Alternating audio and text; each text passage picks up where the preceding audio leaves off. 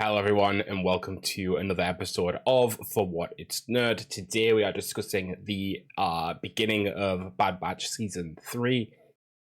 There's a lot to discuss, actually. Most positive, which is nice for me, because a little bit of backstory if you guys haven't watched previous episodes where I've discussed the Bad Batch. Not a big fan of them. I wasn't a big fan of them in their intro episodes in Clone Wars Season 7. Wasn't a huge fan during Season 2. Season 3 was... Season 1. Season 2 was a little bit better. Season 3, so far, I'm actually really enjoying because I feel like now they've hit their stride. One thing I'm kind of likening this to is the change in quality and kind of meter of storytelling that happened in Rebels. Now, don't get me wrong, I did enjoy Rebels Season 1 and 2, but I feel like Season 3 and 4 just really amped it up. And I feel like that's what's going to happen here with Bad Batch as well. Previously I'd found that the Bad Batch episodes were better when the Bad Batch weren't in them, a la the Ryloth arc last season. And I was kind of dubious going into this season because I know a lot of people think Bad Batch is really good. There's a lot of people who really enjoy these characters, and I'm glad that they do. It doesn't really mesh with me quite as much as those people, but I still want to enjoy it, especially because the story is gearing up to be part of the bigger picture going forward, or rather, that has already preceded it.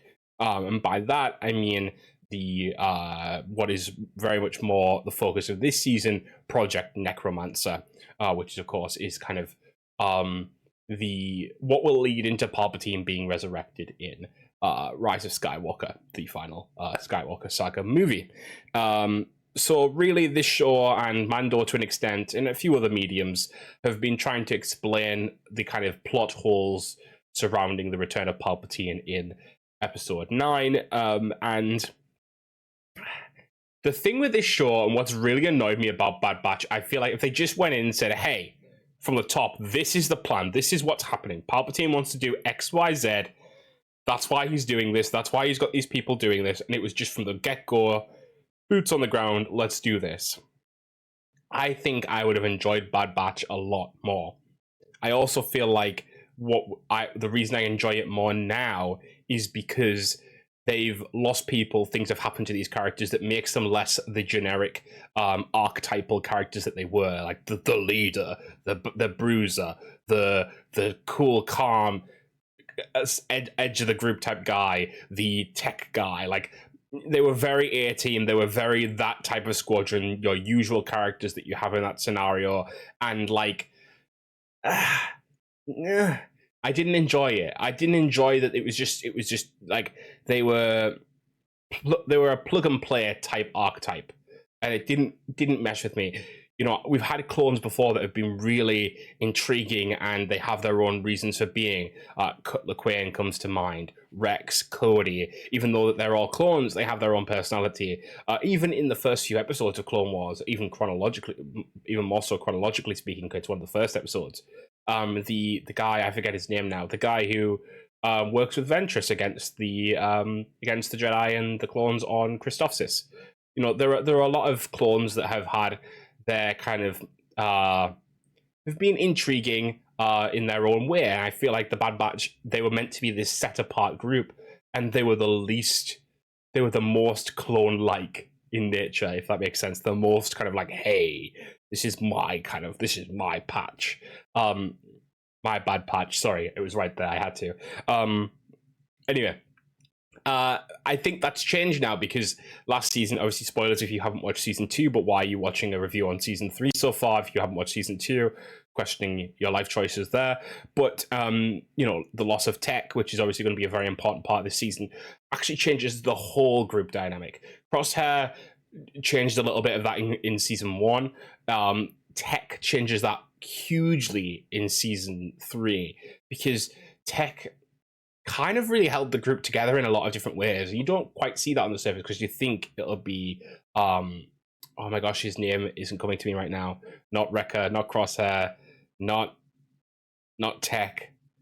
Oh my gosh, why is it Hunter? So I feel like Hunter, you think he's the leader of the group, right? But I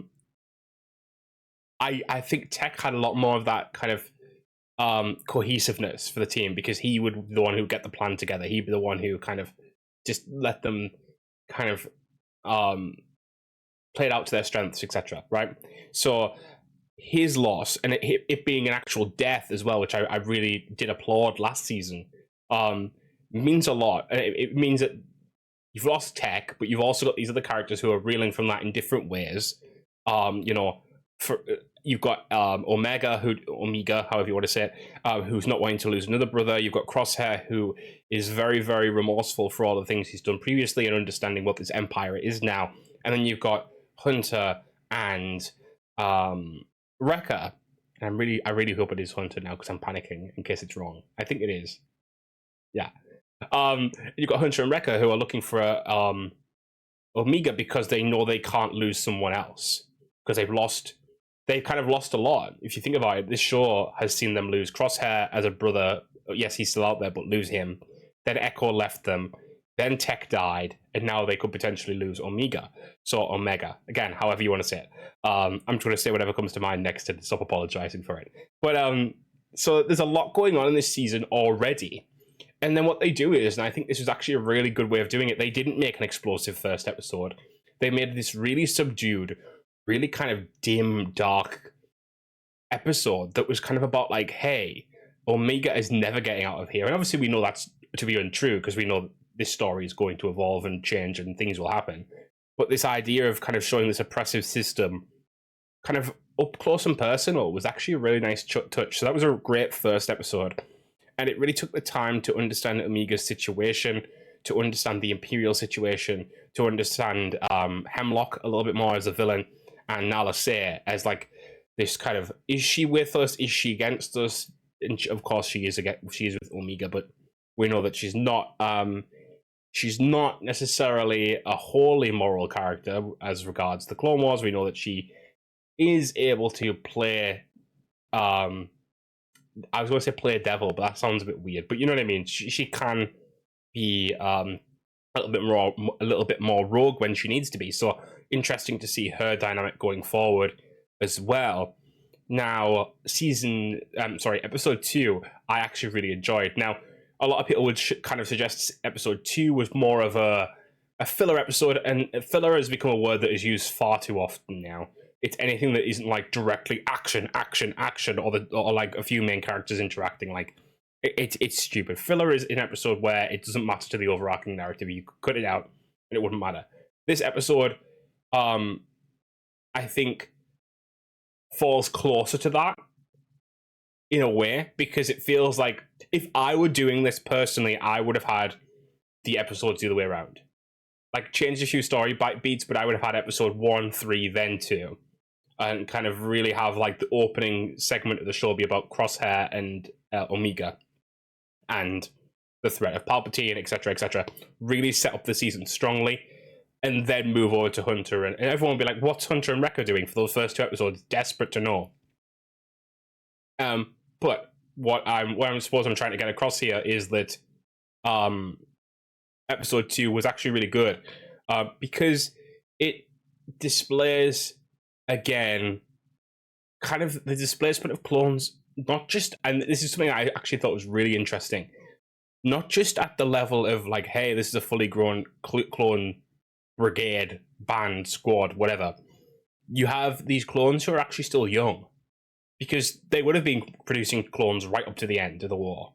So you have these clones who aren't fully through the maturation process, and they're voiced by the actor for Boba, which I'm forgetting right now, but from the from episode 2. Why am I forgetting names right now? Attack of the Clones. I'm forgetting his name off the top of my head. Sorry, really bad. But like they're voiced from, and like, so there's a lot of intelligence put into this to say like, no, let's really discuss this. If we're going to go into how the clones are dissected and used and changed and dealt with and replaced, like, let's do it properly.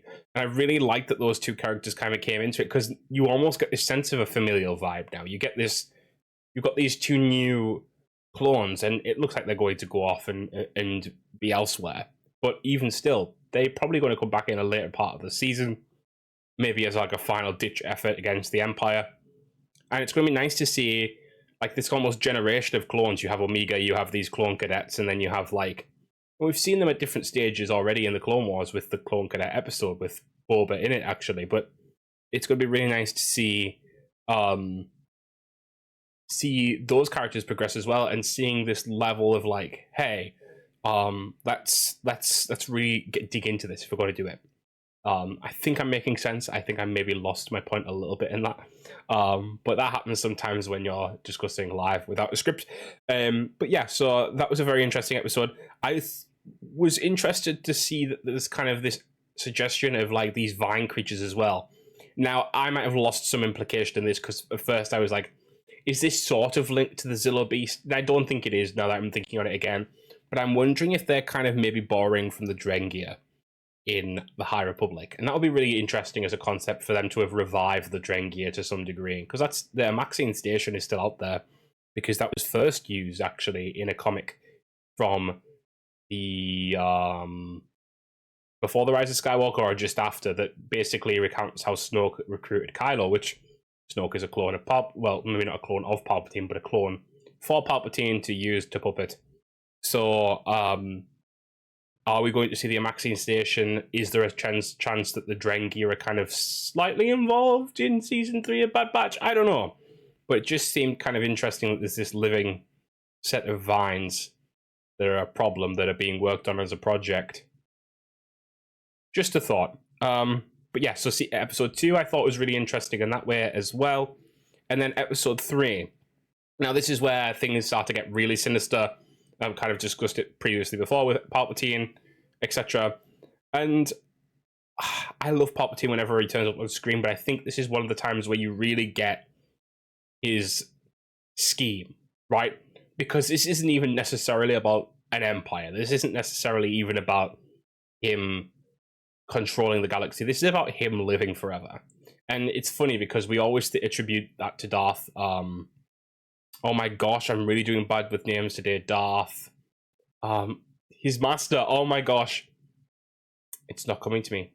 Why is it not coming to me? It's like one of the most... Darth Plagueis. There we go. I had to literally start playing the scene in my head. Darth Plagueis. We know that was Plagueis' concern, right? But what if it wasn't actually Plagueis' concern? What if it's a concern for all Sith, right? Because the whole idea of Sith is that they are... There's two of them, one will kill the other will become stronger. Palpatine is essentially flouting the Sith rule, in a way. He's trying to break the Sith code and become the ultimate being, so to speak. Which is really interesting. I think that's why it fails in the end, because even Palpatine wasn't even just the most successful Sith. He was beyond that. He was trying to be beyond that. His hubris was that he wasn't even a Sith who thought he could do more. He was a guy who thought he could be more than a Sith, if that makes sense. Like, I think the Force isn't necessarily trying to stop the Sith. And I know a lot of people say, well, they are. I don't think so. I think you've got a situation where Palpatine is a Sith that has moved beyond his means. You know, why do they always come back? Why are the Jedi always there to stop them? Because that's the natural ebb and flow. Palpatine is trying to stop that ebb and flow altogether. He's trying to stop the ebb, stop the flow, take over, control everything himself. And, like, life itself. And other Sith have done this, and interestingly gone the same way, right? Sidious died because of it. That's kind of the Force kind of course correcting with Palpatine. Again, the Force can work through the Sith just as much as it can through a Jedi. And as well, one of the Legends examples from Star Wars: The Old Republic, Darth Vitiate, Emperor Vitiate, becomes Valkorion, and Valkorion is neither Sith nor Jedi. And that's his like eternal emperor form. He's kind of like big, like, this is me. I am like, I will live forever. This is my kind of my assumed identity, and he dies for it. He is cast away forever eventually after numerous times of coming back. But so I think there's an idea that actually these Sith are how do I put it? It's almost like you have a perversion of Jedi into Sith. You have a perversion of Sith into like something that thinks it's above that, above the Force even, but it's not. It's almost like there's actually a sliding scale rather than just Jedi and Sith, which is always the case anyway, because you have good Jedi, bad Jedi, you have sort of pragmatic good Sith, and then, anyway, look at Lana Beniko or Darth Maul if you want to see what a good Sith looks like. Anyway, with all that said, getting back on point, Palpatine is a really fun addition to, like, he's been an addition to the show anyway. He's been a looming presence, but I'm really excited to see how that plays out. I really want to know which character or which individual is the one that they're producing a high M count in, because is it Snoke? Is it some kind of, I hate even saying this because I feel like I'm latching on to like a million different weird hypotheticals, but some kind of Starkiller-esque thing. And but by the way, this story is basically ripped out of The Force Unleashed to a degree, right? That like the cloning not happening and not working, and also from the Dark Empire comic way back in the day, and also a little bit of Joris. I hate the pronouncing of this name, Saboth. Anyway, there's a lot of different things this is pulling from Legends, but I'm really interested to see who it is. Is it I can't remember his name right now, but Palpatine's son that isn't Force sent, like can't use the Force but has a high M count, which will be interesting to see if he's going to become something of an interesting character that we can link to in between, have some kind of understanding of him aside from the book. Oh gosh, the book's not coming to me now. There's a book that came out not long ago with Lando and Luke, something of the Sith. I can't remember it now, but it's a really good book, like one of my favorite books of Star Wars in recent time, and it really changes the Rise of Skywalker as a movie as well. So it really feels like they're course correcting the Rise of Skywalker a lot, and I'm kind of happy for that because I feel like I don't hate TROS. It's just that I feel like there's a lot of things that could have been done better across the trilogy that would have made those movies a little bit more smooth. But with all that said, I'm really enjoying The Bad Batch so far, and I've been super critical on it before, so take that as you will. I've really wanted it to get where it's going, and I think this is what it was always getting towards, and I wish it had done it sooner. I feel like Bad Batch could have maybe been 2 seasons long if they did this story, really like hit the ground running with this story. But that's okay, that's fine. I know sometimes you need time to breathe with characters, you need a little bit more extra leeway with the audience before you can do these kind of bigger storylines. You need them to love the characters, I get that. But yeah, with that said, I think we'll leave it here for now, guys. Next week, we'll be back to discuss Dune Part 2. I just actually finished watching the first one because I didn't way back when it first released. And I'm also nearly finished with the book now, so I'm nearly caught up on Dune, ready for the movie next week. And yeah, I'm excited for that one too. So keep an eye out, keep an ear out for that one. Thank you guys for listening / watching as always. And I will see you guys very soon. Bye, guys.